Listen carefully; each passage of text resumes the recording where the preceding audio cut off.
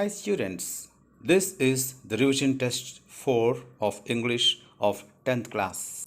This question paper is completely of only two competences, that is vocabulary and grammar. And my dear students, let us get into the question paper directly. Keep your all concentrations and study this along with me. First question, combine the following sentences using the given relative pronoun. Yeah, his friend lives in Scotland. His friend is a lawyer. Here we have to use the relative pronoun who. We can combine these two sentences with who now. His friend who lives in Scotland is a lawyer. It's obviously defining relative clause. Why? Here friend is not known to us. Friend can be a friend to anyone. But unless we define this friend, the one who lives in Scotland, we cannot identify that friend. So it comes under defining relative clause. In this defining relative clause, we should not use commas. So his friend who lives in Scotland is a lawyer. No commas in this sentence because who lives in Scotland is defining his friend. It's not an extra information. Second one. Rewrite the following sentence into passive voice. My grandfather told us a story. Whenever you want to change a sentence into passive voice, first you have to identify the subject, verb, and object. Here, subject is my grandfather. Verb is told. Here, two objectives are given, us and a story. Two answers can be given like by using us, we can make the sentence as we were. Why we use were here? Because the verb is in simple past tense. So we are is wrong because are is present tense. We use were. We were told by my grandfather a story, or we were told a story by my grandfather. This is one of the answers. The second one, we use a story as an object and we'll make a sentence like a story was told by my grandfather to us. Third one, combine the following sentences using in spite of. In spite of ante అయినప్పటికీ. There were freezing temperatures. గడ్డ కట్టేంత తక్కువ ఉష్ణోగ్రత అక్కడ ఉంది. They trekked for hours. గంటల కొద్దీ వాళ్ళు trek చేశారు. ట్రెక్కింగ్ అంటే కొండలపైకి ఎక్కడం. ఇక్కడ మంచు కొండల మీదకి ఎక్కారనమాట. సో హియర్ గడ్డ కట్టేంత చలి ఉన్నా సరే వాళ్ళు గంటల కొద్దీ మంచు కొండల మీదకి ఎక్కారు. ఇక్కడ ఇన్స్పైట్ ఆఫ్ అంటే అక్కడ అర్థం అది. So we can make that in spite of freezing temperatures comma దేలో టీ స్మాల్ టీ వస్తుంది బికాస్ కంబైన్ చేస్తాం కాబట్టి they trekked for hours. Okay, ఇక్కడ కామా వస్తుంది ఖచ్చితంగా. Well, fill in the blanks using appropriate prepositions. They may feel jealous of. So jealous of అనేది ఎప్పుడు కూడా అలవాటు అయిపోతుంది మనకి. అంటే ఇంగ్లీష్ మాట్లాడుతూ ఉన్నా, ఇంగ్లీష్ బాగా వింటూ ఉన్నా, కాన్సన్ట్రేటెడ్గా వింటూ ఉన్నా మనకి కొన్ని వర్డ్స్ తెలియకుండానే అలవాటు అయిపోతాయి. అలాగే జెలస్ అని వచ్చినప్పుడు దాని ప్రక్కన ఆఫ్ ఉండాలి. That is the preposition. So they may feel jealous of your success. నీ గెలుపుకి వాళ్ళు అసూయ పడవచ్చేమో. ఓకే, వెల్, ఇఫ్ యూ ఇక్కడ మిస్ ప్రింట్ అయింది. If you don't understand any of these words you could refer dash a dictionary. Okay, ఇక్కడ refer to అని వస్తుంది ఎప్పుడు కూడా. ఇది కూడా అలవాటు ప్రకారం మనకు వచ్చేస్తుంది ఈ ప్రపోజిషన్ అనేది. You should refer to a dictionary. ఇక్కడ రిఫర్ కాదు, రిఫరెన్స్ కాదు. Right. Number 5, fill in the blanks with suitable forms of verbs given in the brackets. Akbar dash India long ago. Long ago kabatti it should be in simple past. So Akbar ruled India long ago. History ఎప్పుడు కూడా simple పాస్ట్లో ఉంటుంది. అది past perfect కానీ present పర్ఫెక్ట్లో కానీ ఉండదు, గుర్తుంచుకోండి. So ఇక్కడ ruled simple past. They dash to Bengaluru just now. Just now అనేది కూడా పాస్ట్.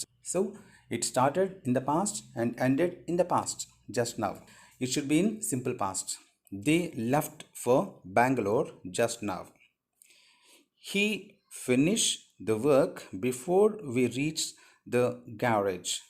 ఇక్కడ past perfect and simple past combination ఉంటుంది ఎప్పుడు కూడా, ఎందుకంటే రెండు ఇన్సిడెంట్స్ కంబైన్ చేసినప్పుడు. ఇక్కడ ఫర్ ఎగ్జాంపుల్, మేము గ్యారేజ్ చేరుకోకముందే అతను పని పూర్తి చేసేసాడు. సో రెండు ఇన్సిడెంట్స్ కలిసి ఉన్నాయి కాబట్టి ఇక్కడ past perfect and simple past అనేవి కంబైన్గా యూజ్ అవుతాయి. మరి ఆల్రెడీ ఇక్కడ ఒక లాజిక్ మీకు ఈజీగా చెప్పాలంటే, రెండు కాంబినేషన్స్లో ఒక కాంబినేషన్ ఆల్రెడీ కనిపిస్తుంది. ఎలా? We reached the garage. అక్కడే క్లూ వచ్చేస్తుంది, కన్ఫ్యూషన్ లేకుండా మనం ఆన్సర్ చేసేయచ్చు. ఆల్రెడీ సింపుల్ పాస్ట్ అనేది ఇక్కడ వచ్చేసింది కాబట్టి మిగిలి ఉన్నది ఒకటే ఉంది, అది పాస్ట్ పర్ఫెక్ట్. కాబట్టి కళ్ళు మూసుకొని మనం he had finished past perfect అంటే హ్యాడ్ వస్తుంది. He had finished the work before we reached the garage. Right. D, I lost my pouch yesterday. Have you dashed it? So have అని perfect టెన్స్లో use చేసే auxiliary verb వస్తే ఎప్పుడు కూడా have or has or హ్యాడ్తో మనం వాడే verb tense form ఏది అంటే అది పాస్ట్ పార్టిసిపల్ టెన్స్. సో ఇక్కడ see, saw, seen past participle tense కాబట్టి హ్యావ్తో సీన్ వాడాలి. కాబట్టి ఇక్కడ have you seen it. 6th one, advise అనగానే మనకి గుర్తొచ్చేది ఒకటే గుర్తు రావాలి, అది షుడ్. మనకంటే చిన్నవాళ్ళకైతే షుడ్ అంటాం, పెద్దవాళ్ళకైతే ఇట్స్ బెటర్ అని వాడతాం, or better you do this అని వాడతాం. వెల్, యువర్ ఫ్రెండ్ అంటే మనకి ఇన్ఫార్మల్గా వాడినప్పుడు యూ షుడ్ వాడేయచ్చు. మరీ ఫార్మల్గా మనకంటే పెద్దవాళ్ళు, మనకంటే హయ్యర్ అథారిటీస్కి వాడినప్పుడు మాత్రం better or it's better and why don't you ఇలాంటివి వాడచ్చు. సో ఇక్కడ your friend is not wearing mask during the COVID-19 pandemic. Advise him to wear mask. Very easy. You should wear mask అంటే సరిపోతుంది, కానీ కొద్దిగా ఇంప్రెషన్ మనం కొట్టేయాలంటే examiner దగ్గర you should wear mask during the COVID-19 pandemic, right? You have seen that some villages are felling trees. Advise him not to do so. ఇది కూడా చాలా important. First మనకి ఫెల్లింగ్ అంటే ఏంటో తెలియాలి. ఫెల్లింగ్ అంటే చెట్లు నరికి కింద పడేయడం. ఫెల్ అనే దానికి టెన్సెస్ తెలియాలి. ఫెల్, ఫెల్డ్, ఫెల్డ్, ఫెల్లింగ్. ఫెల్ అనే ఒక మాట ఫాల్కి పాస్ట్ టెన్స్ కాదు, అది ఉంది. ఫాల్, ఫెల్, ఫాలెన్, అది వేరే word. Fell itself is a verb in present tense. You should not fell trees. Or my dear villagers, you should not fell trees. Polite request అంటే గుర్తొచ్చేది ఏంటంటే could you please or would you please. could you please ఇంకా పొలైట్గా ఉంటుంది. Well, you to a stranger at the bus stop, give me the newspaper. Paper, not paper. Paper అనకూడదు, paper. నువ్వు ఒక అపరిచితునితో ఒక bus స్టాప్లో ఆయన్ని అడుగుతున్నావు. Give me the news paper. Answer, could you please give me the newspaper. You to a passerby. passerby అంటే అలా వెళ్తూ ఉన్న ఒక పాదచారి. Show me the way to hospital. Very easy. Could you please show me the way to hospital. hospital అనాలి, hospital కాదు, hospital. Next one, 8th. What do the following sentences mean? అక్కడ అవి ఏ expressions అని చెప్పాలి మనం. Shall I help you to cross the road? Road దాటడానికి మీకు నేను హెల్ప్ చేయొచ్చా? ఇక్కడ వాళ్ళు అడగకుండానే మనం ఆఫర్ చేసిన హెల్ప్ ఇది. So seeking help, offering help, seeking information. Seeking help అంటే హెల్ప్ పొందడం, ఆఫరింగ్ హెల్ప్ అంటే వాళ్ళు అడగకుండానే మనం హెల్ప్ చేస్తానని అడగడం, సీకింగ్ ఇన్ఫర్మేషన్ అంటే సమాచారం పొందడం. సో ఇక్కడ ఆఫరింగ్ హెల్ప్ ఆన్సర్. ఇక్కడ మీరు చేయాల్సిన ఆన్సర్ ఎలా చేయాలి, ఇంతవరకు మీకు ఎలా చేయాలి ఈజీగా తెలుసుకోవచ్చు మీరు, ఎందుకంటే నెంబర్ 7 అని పెట్టి ఏ అని పెట్టి ఆన్సర్ రాస్తారు. కానీ ఇక్కడికి వచ్చేసరికి మీరు చేయాల్సింది నెంబర్ 8 ఫుల్ స్టాప్, బి అంటే చాలు. ఆఫరింగ్ హెల్ప్ ఆన్సర్ కాబట్టి బి అంటే చాలు, ఆఫరింగ్ హెల్ప్ అని రాయని అవసరం లేదు. నెక్స్ట్ 8 బీకి వస్తే shall we see a film tonight. ఇది ఆల్రెడీ మనం చెప్పుకున్నాం చాలాసార్లు. Shall we have a cup of coffee this evening, or shall we go out or roam this night, or shall we go a film tonight అంటే ఈరోజు సాయంత్రానికి సినిమాకి వెళ్దామా, ఈ సాయంత్రం బయటకు వెళ్దామా, ఇలాంటి వాటిని మనం సజెషన్ అంటాం. గుర్తుంచుకున్నారు కదా. A asking question, B making a request, C making an offer and D making a suggestion. Making a suggestion is answer కాబట్టి ఇక్కడ మనం ఏం పెడతాం, బి అని పెట్టి డి అని పెడతాం. Capital B, small D, B full stop, small D answer. 9. Read the paragraph and write the synonyms of the underlined words choosing from the word given in the box. So బాక్స్లో ఉన్న వాటిలోంచి సినోనిమ్స్ని క్రింద పారాగ్రాఫ్లో underline చేయబడిన వర్డ్స్కి match చేయాలి, ఆన్సర్గా రాయాలి. So ఇది కూడా మనం ఇక్కడ రాయని అవసరం లేదు, క్వశ్చన్ పేపర్ మీద రాయకూడదు. We should write this all in answer sheet neatly, perfect numbering ఇచ్చి రాయాల్సిందే. డిసీజ్డ్ అంటే చనిపోయిన, యాక్చువల్లీ అంటే నిజానికి, సర్ప్రైజ్డ్ అంటే ఆశ్చర్యపోవడం, ఇంటెలిజెంట్ అంటే తెలివైన వాళ్ళు, వాల్యుబుల్ అంటే విలువైన, వాక్డ్ నడుచుకుంటూ వెళ్ళిపోయింది, వెళ్ళిపోయారు. So next will get in to the passage. Mrs Slater ఇది అండర్లైన్ చేశారు కానీ అండర్లైన్ చేయకూడదు, ఒకవేళ చేసినా దానికి నంబరింగ్ ఇవ్వలేదు కాబట్టి you don't worry. Sharply, Victoria, Victoria, they are here, come in, will you, వాళ్ళు వచ్చేస్తున్నారు, లోపలికి వచ్చే నువ్వు. విక్టోరియా ప్రికాషియస్ గర్ల్, ప్రికాషియస్ అంటే తెలివైన, అంటే తన వయసుకు మించిన తెలివితేటలు కలిగిన వాళ్ళని, అడ్వాన్స్డ్గా ఉన్న ఇంటెలిజెన్స్ని మనం ప్రికాషియస్ అంటాం. Dressed in colours, comes in, Mrs Slater. So precocious A, first blank, second blank I'm amazed, B. Amazed అంటే సర్ప్రైజ్ ఆర్ ఆశ్చర్యపోవడం, at you. Victoria, I really see, ఇది థర్డ్ బ్లాంక్. రియలీ అంటే హియర్, యాక్చువల్లీ అనొచ్చు. Be off now and change your dress before your aunt Elizabeth and your uncle Ben come. It would never do for them to find you in colors with grandfather lying dead. Dead అంటే ఇక్కడ disease అనొచ్చు, upstairs, right. So ఇక్కడ ఏ answer, precautious అంటే intelligent, right. ఏం పెడతారు, 9 full stop పెట్టి ఇక్కడ ఏ, small ఏ full stop పెట్టి అక్కడ మీరు రాయాల్సింది ఇంటెలిజెంట్, రైట్. ఇక బి వచ్చేసరికి అమేజ్డ్, అమేజ్డ్ అంటే అమేజ్డ్ అంటే సర్ప్రైజ్డ్, సో బి సర్ప్రైజ్ అని రాయాలంతే అక్కడ. అండ్ సి రియలీ, రియలీ అంటే యాక్చువల్లీ, అది సి యాక్చువల్లీ అని ఆన్సర్ రాసుకుంటారు. ఇంకా డి డెడ్కి ఆన్సర్ డి అని పెట్టి అక్కడ మీరు రాయాల్సింది deceased. So this is the way to answer this 9th question. And now let's get to this 10th question. Reading the paragraph and match the words under A with their antonyms under B.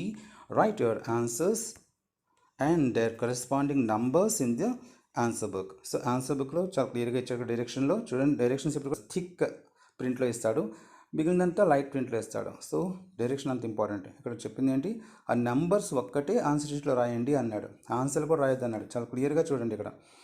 And their corresponding numbers in the answer sheet. It is hard, hard అంటే కష్టంగా ఉండడం, దానికి మనం సులువుగా అంటే easy antonym. To hold on he said, but with the help of his religion friends, friends స్నేహితులు, enemies శత్రువులు antonym. And family, Nick managed to pull through to become an international symbol of triumph. Triumph అంటే విజయం, okay. విజయానికి ఇక్కడ failure, అపజయం. Triumph over adversity, adversity అంటే ప్రతికూలంగా ఉండడం. సో దానికి అనుకూలంగా అంటే ప్రివిలేజ్ అనొచ్చు, అనుకూలమైన పరిస్థితులు, privileges. Well my dear friends, ఇక్కడ మీరు చేయాల్సింది నెంబర్ 10 ఫుల్ స్టాప్ ఏ, ఏ ఎదురుగా మీరు రాయాల్సింది హార్డ్కి ఆన్సర్ 6, ఈజీ కాబట్టి ఏకి ఎదురుగా 6 రాస్తారు. మళ్ళీ బీకి ఎదురుగా ఎనిమీస్ 3 కాబట్టి బీకి ఎదురుగా 3 రాస్తారు. మళ్ళీ సికి ఎదురుగా ట్రయంఫ్ అంటే ఫెయిల్యూర్ కాబట్టి సికి ఎదురుగా 5 రాస్తారు.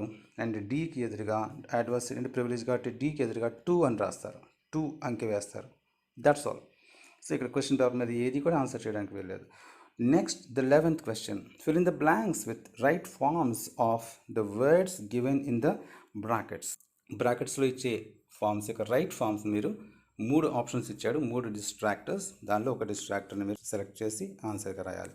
For me my great activity, ఇక్కడ గ్రేటర్ యాక్టివిటీ గ్రేటెస్ట్ యాక్టివిటీ అనకూడదు, మై అన్నప్పుడు great activity is to plant a tree.